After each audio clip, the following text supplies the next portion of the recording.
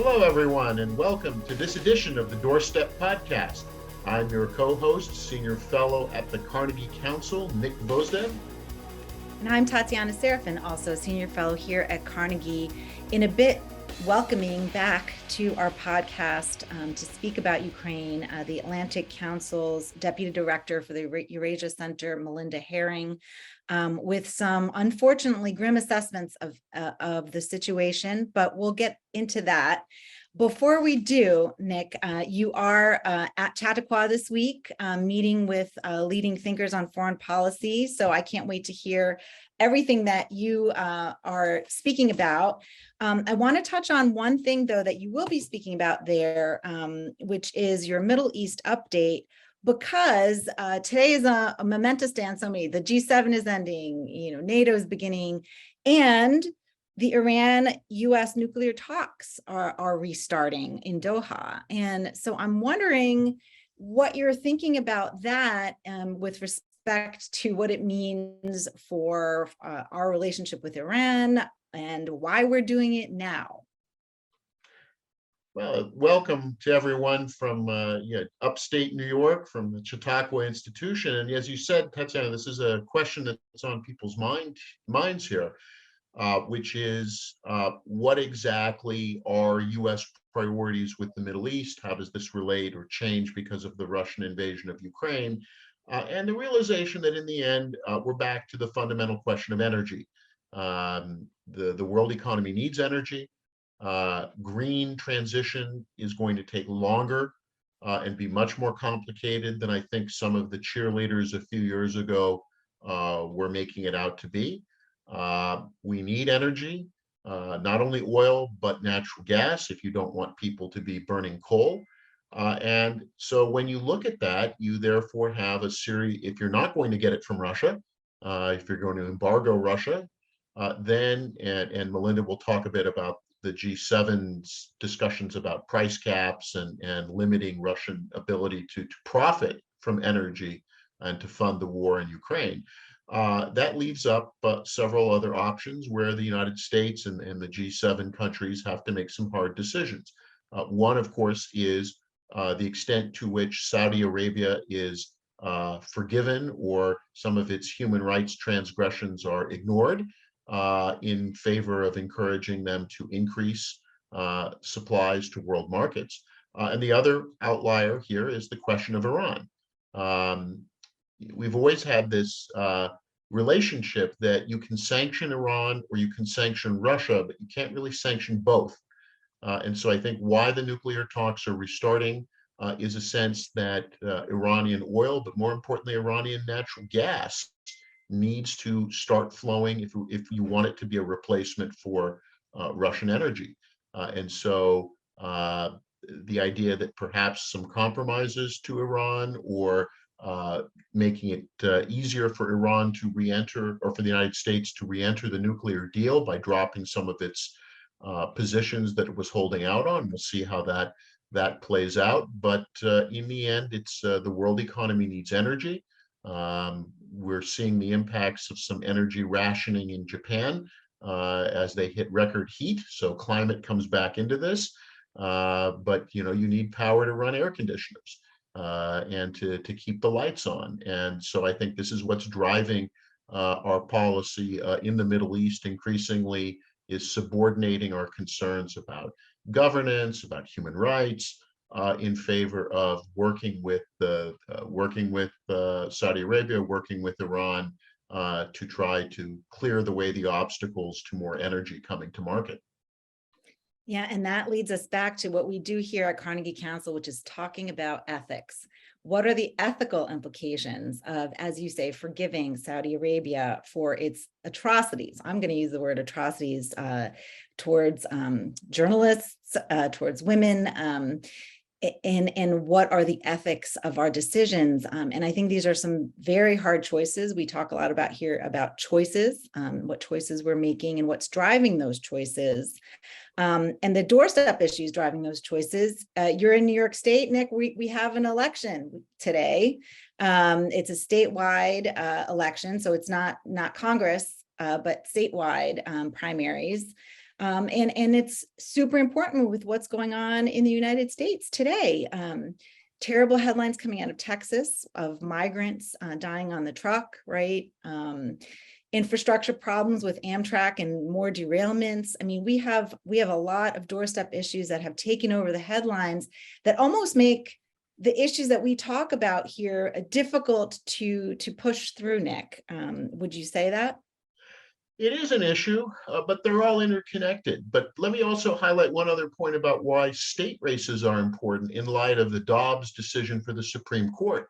That all of a sudden, who you send to the state house, who you send put in your governor's chair, matters a great deal for issues that affect your very person. And so it is important for people to vote. I'm not optimistic that we're going to see a high turnout for the primary in New York, just as we didn't see it for other primaries and special elections this year, but voting matters.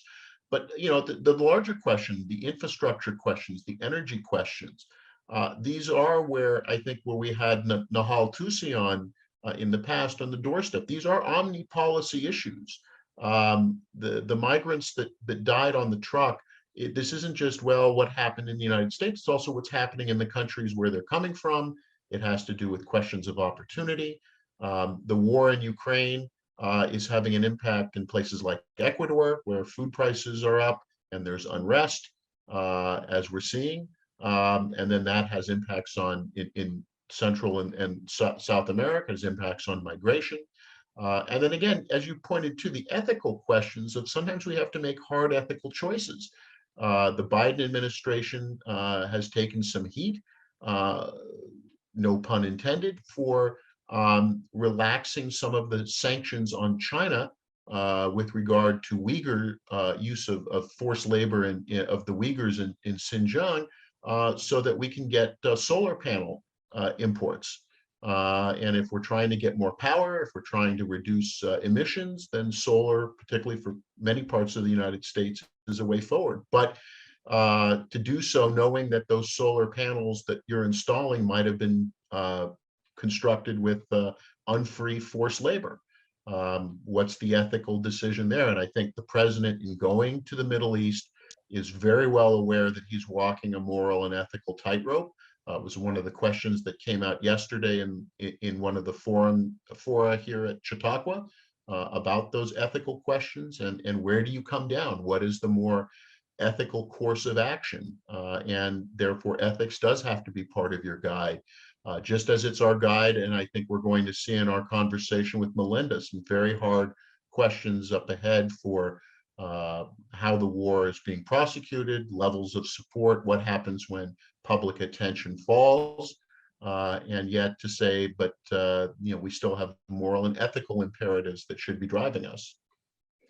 And so let's get to Melinda right now. Good morning, Melinda. Thank you so much for joining us on, I think, a very momentous day. We have the G7 ending, NATO starting, nuclear talks in Iran with Iran this June 28th. What a day. I don't think that we thought we would be here. I didn't in entering month 5 of the war in Ukraine when we had you on. We're so glad to have you back, though, to give us some perspective.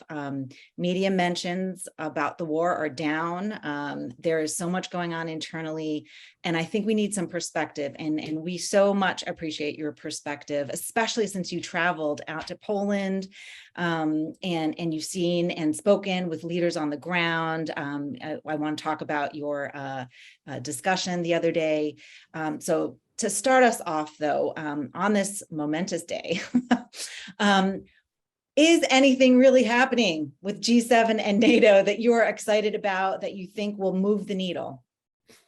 So on G7, thanks for having me back, Tatiana and Nick. It's great to be with you. It is a big week. It's a really big week. So on G7, the headline and the focus is on the gas caps. So the Russian economy, the Russians are feeling really cocky because energy prices are up.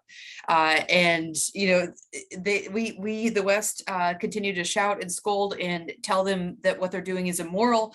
And it really hasn't hurt them in the wallet. So Janet Yellen has put together this idea of trying to hurt them where it counts, and that's with energy prices. The G7 is working on making this happen. The United States has already put a ban in place on Russian oil and gas, but we actually don't buy that much, so it's kind of a shrug. The Europeans are the big deal, and the question is, can the G7 come to an agreement? And they're still negotiating, and then will it work? So there's two practical questions, and we don't know the answer to either of those. So I have to say, if this happens, it could be a big deal, but there's a lot to sort of watch in the weeds. There were some encouraging signs, though, at the G7. There's a lot of unity, and that's a good thing. The French, Germans, and Italians are not pressuring and talking about negotiations and off-ramps. Hallelujah, that's a very good thing. The statement that came out of the G7, we've got your back, Volodymyr Zelensky, and we will till the end. I thought that was a really encouraging line. I also was grateful that they were focusing on food security. That's going to be another big issue. The Russians have choked off all of Ukraine's ports, and it's really hurting their economy. The UNDP estimates that 9 out of 10 Ukrainians will be poor by Christmas if the war doesn't end. And that blockade along the Black Sea is a big part of it. So I was glad to hear that as well. Let's wait and see what the announcements are going to be like on the weapons side. That's really, that's really what counts. The United States is talking about sending additional heavy weapon systems, and this is a beautiful thing. The systems that we've sent so far, so we've committed to sending 8 MLRS. It's not enough. 4 of them have gotten there. I don't know where the other 4 are, but the rockets that we sent in those MLRS systems are not long range enough. We sent the short range, and you have to get really close to the front line, and it makes it vulnerable to Russian attack. So the military guys that I talk to say, good thing, but not enough to change the course of the war in the Donbass. Speaking of weapons, one of the, your recent tweets noted that the support from the Republican side for more aid for these types of weapons is decreasing, right? I mean, they're increasingly asking why, and I think, to bring it back from Europe back home, and everything that's going on internally and the internal headlines that have taken over our news feeds. What are you hearing on the ground from those constituencies about support? So I think support for Ukraine in Europe is strong. This summer, I've been in Bratislava, I've been in Vilnius, and I've been in Warsaw, and I went out to Lublin, Poland. So I've been all over the place. The poll that you're referring to looks at I'd call it changing attitudes within the Trump right. So before the war, the number of American, Trump voters on the GOP who thought that the U.S. was doing too much on Ukraine was 13%, and it's doubled since the war started. So in a short period of time, that number has gotten to be. It's not. I wouldn't say it's alarming, but it's definitely something to watch. We have midterms very soon, and politicians are going to be watching public opinion as well. But and I also see in Europe there's. So I went to a humanitarian distribution center in Lublin, and donations are down, 80% there since the war started. And this is a wonderful organization. It's called Help Center Ukraine, or Help Ukraine Center. And people give individually, and they send the weirdest things. They send great things and they send weird things, but they send food, clothes, they send stretchers from Vietnam. One little boy turned up there. That was the weirdest donation they got. It's a really exciting place because it feels like a tangible way to give back. But donations, at this individual place are down. I think in America, it's increasingly more difficult to get people to pay attention and to give as well. Even on the New York Times and the Washington Post, Ukraine is not making the front page anymore. And if you look at the analytics, the interest in this story took a nosedive. And I think Vladimir Putin is counting on that. He thinks he can wait us out. So, if interest in the public wanes, that means that support for Ukraine will likely fade as well. And that's a longer conversation, but how to keep people interested in a very grim and long-ranging war is really hard. And we've seen, this isn't abnormal. This is something that happened with Syria. It happens with all conflicts. And maybe it's best to be open about that from the outset, that there's great interest but the compassion fatigue eventually does set in everywhere. Melinda, do you Yes. think that part of the issue is that the administration and our European allies need to message differently on this now? I think in the early days, it was, we talked a lot about values, defending values. For many people, that's abstract at a certain point. Here at Chautauqua, since I'm at the Chautauqua Institution for this week, there were questions about more tangible things. Foods, what can we do with the food supply?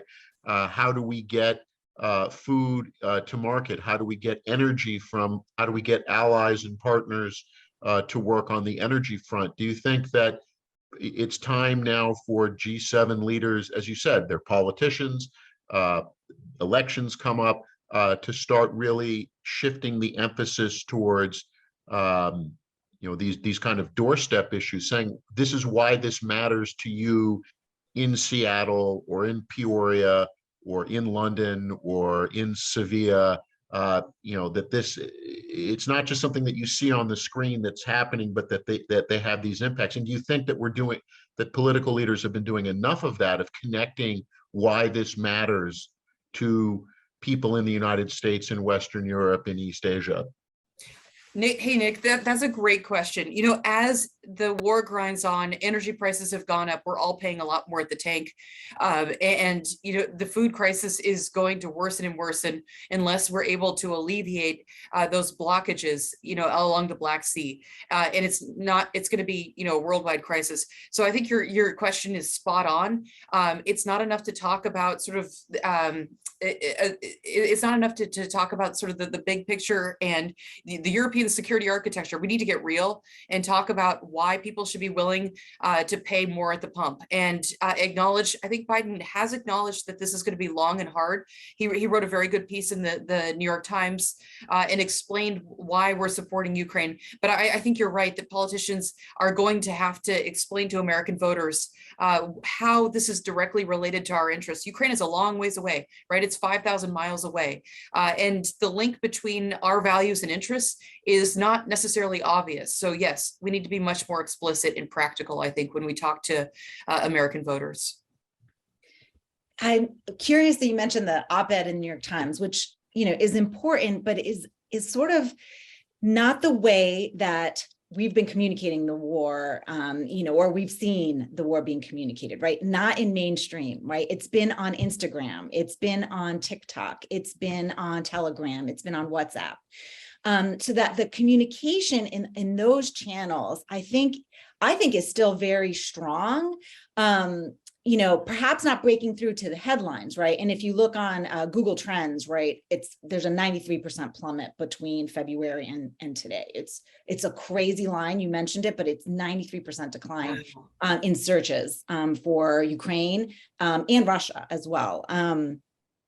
But I do think there's all this activity in places that we're maybe not seeing that is keeping this story alive. And I want to kind of, address that because I think this is very different and unique to this story and to this particular conflict. That it's, there might be, a compassion fatigue, as you mentioned, but the story is still kind of there and simmering, right?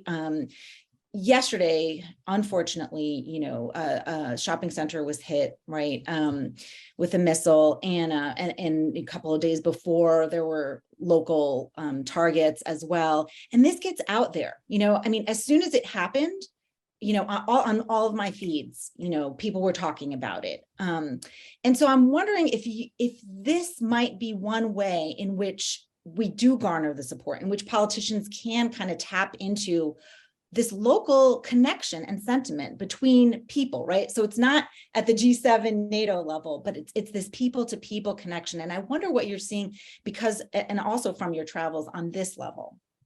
I think that's a great point, Tatiana. And that's how the interest and I think generosity and support for Ukraine will be sustained. It's that people to people level. So I'm seeing a lot more Ukrainian delegations in Washington, and they're not just coming to Washington. They're focused on Washington, but they also go to New York, and they also go to out to diaspora areas. I think the diaspora has been amazing, the Ukrainian diaspora in America and in Canada, and they're organized. They're working with people. They're working really well with Congress. I think that's a big piece of it. I also think that that the relationship between cities is an interesting one too. There's desire among American cities to adopt other Ukrainian cities. As things get closer to reconstruction, I think we're really far away from that point. Maybe I could step back for a minute and say the war has changed a lot since we talked, and a lot of our analyses have changed. I think maybe we should take a pause for a second and say some obvious things. But the Ukrainians did very, very well in phase one, and there was a lot of optimism and hope, and Americans like winners, right? Like it's very it's easy to get caught up in this when it looks like the good guys are going to win. And I'm sorry to use crude terms, but this is a moral case, and it's very clear which side is the victim and which side is the aggressor. But it's changed a lot. It changed. Ukraine won battles, and I think that there's a lot of interesting stories that will be written about the role that U.S. intelligence played in those battles. So in the Battle of Kiev at Hostomel, the U.S. intelligence was key in that battle. It wasn't everything. Ukrainians deserve the credit. They did the fighting. They're the ones who suffered. I don't want to diminish that whatsoever. But U.S. intelligence was super important. I know in other particular battles, it's given Ukrainian officers advice on very tactical things. Blow up this dam so that tanks can't roll in. So I hope that story will be written. But as the Russian forces have retreated, as we've seen more brutality, the story gets harder and harder to watch. And Russian forces, of course, are focused right now on Eastern Ukraine, on the Donbass. And we hadn't seen a whole lot of action across the country. More Ukrainians started to go back. So I think in the month of May or June, I think it's June. No, sorry, it's May. More Ukrainians have gone back to Poland than left Ukraine. So people were starting to feel sort of a sense of security, that it was safer. But then there have been moments where Vladimir Putin this weekend, his troops fired rockets across the country, and made it clear they hit this mall that you talked about. And about 20 people are dead. So people can't have a normal life.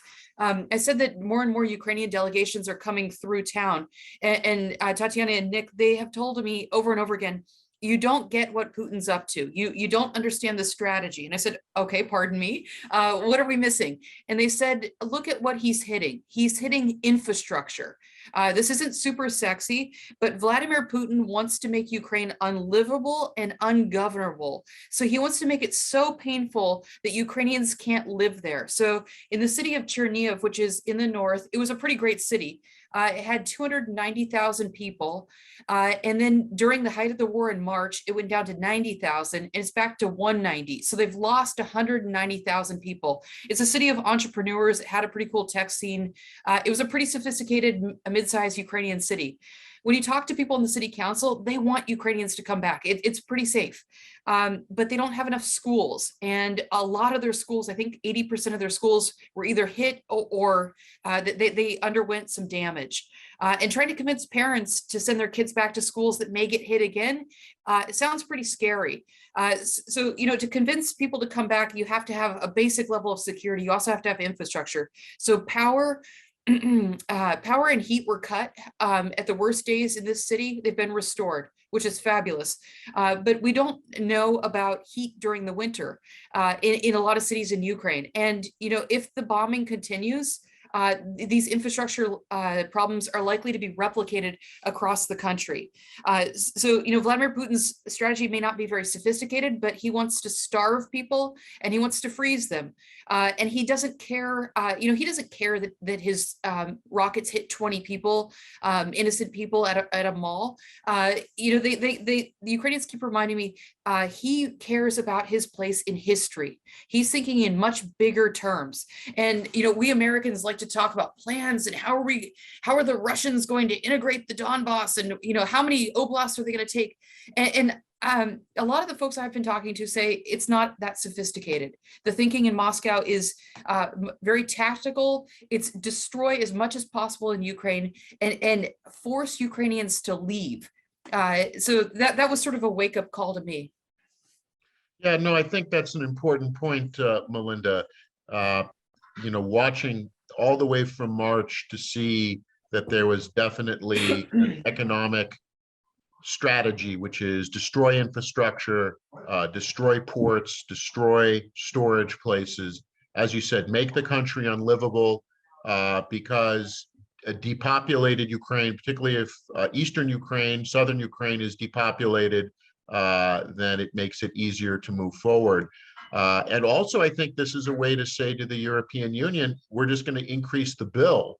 Yeah. You want to bring Ukraine into the European Union, here's the bill. And again, counting on internal fissures within Europe over time to maybe balk at that. But one thing also that you said, I just wanted to touch back because I think it's really important. Two things that Tatiana and you have been discussing that I just wanted to emphasize more. And the first, again, is this idea of the ability of the new social media tools to connect people. Instic Media published a very interesting piece on, not only for Ukraine, but for Russia, of the proliferation of smartphone technologies and people-to-people contacts as a way.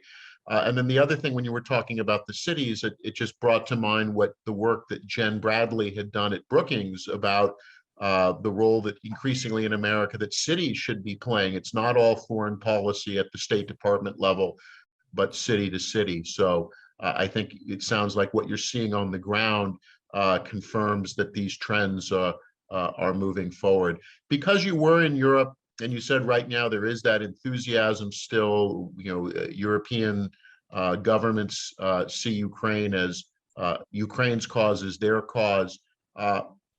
But do you think, or did you get any sense from your trip in Central Europe that down the road, some of the support for Ukraine's accession to the European Union might not be as strong, or might run into roadblocks, or do you have a sense that Europeans have really crossed the river, so to speak, and are now committed in a way that they weren't before, that Ukraine has to have a European future? It has to be fully integrated into the Euro-Atlantic bloc. Yeah, those are great questions and great points. Just to draw out some of your starting points on the role of local leaders. There is a group. So one of the most interesting conversations I had in Bratislava was with a former Ukrainian minister, and he said, everyone's focused on Zelensky, which, Zelensky is a hero, and he's done a great job with communication, and I love his short videos, and he's a powerful communicator. But they said, do not neglect these local governors and these local mayors who are very capable and who are showing their mettle. And they started to show how capable they were during the COVID period and then during the war. So that's one other interesting footnote to chase. And it's not just in Western Ukraine, it's across Ukraine. And it's a result of Ukraine's decentralization reform in 2014. It's the least sexy reform. It's so boring to write about, but it's so important. But I think that these things are going to be in tension. So there was a drive for decentralization, but as the war set in, there's a desire for centralization. And as we get closer to a point of reconstruction, I think these tensions are going to be very real. Nick, one other point on costs. I think that if if the war grinds on, this is a war of attrition, this is a race to resupply, however you want to put it. If the war grinds on and it continues to get really nasty and there's a huge amount of bombing like we just talked about, I think there's probably going to be another major refugee crisis into Europe in the fall. And that, I think that's going to be another reality check for Europe. So I think Western Europe would like to, they'd like to get back to business as usual. This crisis doesn't really directly affect them. It's a lot easier to ignore. Poland can't ignore it. Poland is right there, and it's had to absorb between 2 and 3 million refugees, and their economy is tighter. The subsidy for taking in Ukrainian refugees into your home is about to end. And there's concern there among some of the Ukrainian activists I spoke with that the hospitality may begin to dry up. So if you're a mother, you can't have your husband there unless you left before the war. So if you're a mother with children, it's very hard to make a living. Polish and Ukrainian are similar languages, but Polish is pretty hard and it's different, and you have to speak it well to get a job. So you can get handouts, you can get enough food, so you don't starve, but it's very, very hard to pay the bills. So that's another theme that I'm watching. Now on European attitudes, I think, to quote the late and great Donald Rumsfeld, we are seeing a division between old Europe and new Europe. Is it really distinct? Not really at this point, but I think as the economic side gets harder and harder for Europeans, I think we are going to see those divisions. And if Putin can play a really mean hand, if he does the things that I've predicted, and really bombs infrastructure, it's going to get really nasty. And I saw different attitudes. So I don't want to paint with too big of a broad brushstroke. In Slovakia, people, the conversations were all focused on reconstruction. And at one point I said, hello, are you guys paying attention to the fighting in the Donbass? It's not time to talk about reconstruction. It's time to talk about how to win the war. It's time to talk about artillery and heavy weapons. In Lithuania, they are scared. They're really scared. So the foreign policy elites think that Putin's coming for them next. They want as many troops on the ground. They want NATO troops permanently stationed. They want US troops, and they want air defense systems. The Estonians are also very freaked out and paranoid. And I think the Poles are nervous as well. So, in the Baltic states and Poland, this is real. There's a sense of, we told you so. We've been saying this for a long time, and you guys are finally, Western Europe and the United States are finally, you finally are in the same place that we are. Yeah, and Estonians in particular, as you're talking about nervousness, when Putin starts talking about Peter the Great and Narva, and we're going to take back what was once ours, you definitely can see it's going to send up alarm bells. Yeah. But speaking of Putin, one of the things I've noticed in coverage, though, is that we're not covering what's going on in Russia really well at all. So never mind Ukraine, as mentions are down. So are Russia. But I think our coverage has just been atrocious. And I realize it's because we don't have journalists in there, right? Many organizations had to pull out. But I don't think we're really, on the top level, this is Putin's charge, but on a person level, like, what is going on with the people in Russia? Like, why aren't sanctions really impacting and changing course? Yes, one is energy prices, but on a day-to-day level, on a communications level, again, going back to this idea that we're all connected, I don't get the sense that we really understand what's happening in the country. I mean, you pointed to an article that billionaires aren't speaking out against Putin. I mean, what is this major grip going on to month 5 that it really doesn't seem that there's been a shift or as big of a shift as we expected in February when all this was implemented? Yeah, I think that's an excellent question, and there are definite holes, and you nailed it. Reporters can't work there, and even when they could work there, it was very, very hard to report because of all the restrictions. So, we're basically stuck with surrogate broadcasting and independent media, and God bless them, they have a really hard job to do. But even that billionaire article that the New York Times wrote had a lot of holes, and it wasn't reported as it would have been if the reporter had been living in Moscow.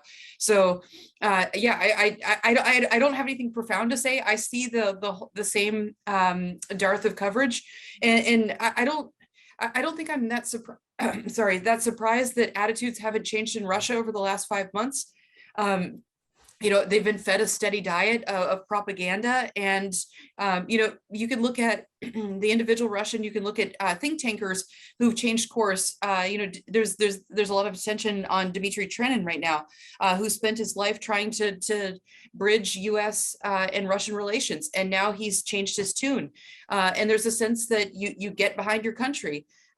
So, I wish I could say I'm surprised, but I'm not. I think more reporting, some of the interesting reporting I'd love to see is folks going to, Russians with expendable income went to Yerevan, Istanbul, Tbilisi for a short period of time. And what I've been hearing anecdotally is that people are starting to go back. Unless you are an IT guy or gal and have sort of very transferable skills, money's running out. There's limits on how much money you could take, and you probably have grandparents and you need to head back. So I would love to see more reporting on that, especially among attitudes. How many people have left? How many people have gone back, and how many plan to stay? Yeah, no, and your point about how attitudes are formed and what images and what you get from news sources. I mean, we've even had reporting, I think RFERL has reported on this, that, the disconnect when people who are in Russia are talking to relatives in Ukraine and are Exactly. refusing to accept. The relatives in Ukraine are saying this is what's happening, and the relatives in Russia are saying, no, that's not happening. And just, even at that person-to-person level, if you've bought into the narrative, then you're less likely to change it, even when you have your own family on the other side telling you what's actually happening. So that's, I think, a very striking point. Those reports have been everywhere, and they're totally disturbing. It doesn't matter if your brother is saying, our mom was just hit in Ukraine, or her apartment building was just hit. People are in total denial about it, but they've been fed that diet. So I don't think we should be too surprised. I want to be very conscious of our time today, and to ask you back in a few months to see where we are. Hopefully the conversation will be about reconstruction, and not as dire as some of the predictions we've talked about today, and in terms of an escalation. But I guess we'll see what comes out of the discussions this week. As you mentioned, G7 agreements, NATO starting today, and more opportunities for reporting.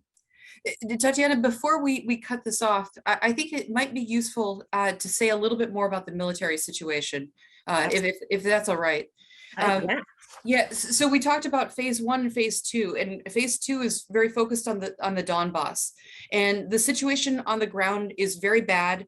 And we've seen a lot of images. So the Russians have a lot more forces than the Ukrainians do. The ratio of 10-1 is probably correct. So Russians have much more artillery, and the ground has hardened, so it's a lot easier to drive tanks. There are probably about 160,000 Russian troops, and this is the equivalent of 98 BTGs, and 56 of those haven't seen battle. The Ukrainian and some of the military guys I talked to say that Russia is ready to mobilize, and if that's true, that's going to be a big problem. We know that the Ukrainians are running out of ammunition. The United States is trying to fix that problem and address that shortage, but the Russians have also intentionally tried to take the ammo that the Ukrainians need off the market. Russia has threatened countries that sell ammo to Ukraine. So my military guys say that this is the really depressing part, and this is why I'm not sleeping well. They say that Russia can keep the current tempo of the war until the end of the year.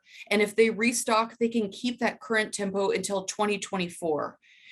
We know that a lot of Ukrainian soldiers are dying every day. The estimate is up to 200, and that Russia has not abandoned the idea of taking Kiev. So if you just look at sheer numbers, it's 160,000 Russian troops to about, to a much smaller Ukrainian force. There's still problems with outfitting. Half of the territorial defense guys and gals don't have flak jackets and proper equipment. So, and a lot of the stuff we're sending may not be up to snuff. So the Russians have about 3,000 armored vehicles. Ukraine has about 250. When you do just a sheer look at who has what, the Russians have a lot more equipment. So, the question I get a lot now, Tatiana, is can the Ukrainians win? And the Ukrainians can they can push the Russians back if we send enough heavy weapons. But I think the best summary is we've been sending enough for Ukraine to defend itself, but not enough to allow it to win. So it's really up to the West and the decisions that are made this week and in the coming weeks. And time is really not on Ukraine's side. So the sooner the better, for the public opinion reasons we've talked about and how that impacts American elections and Western elections, but also for the loss of life as well. Thank you so much, Melinda, for that. My pleasure. Thanks for having me back. Thanks for listening to The Doorstep, sponsored by the Carnegie Council for Ethics in International Affairs. For more, go to carnegiecouncil.org. Stay healthy and safe.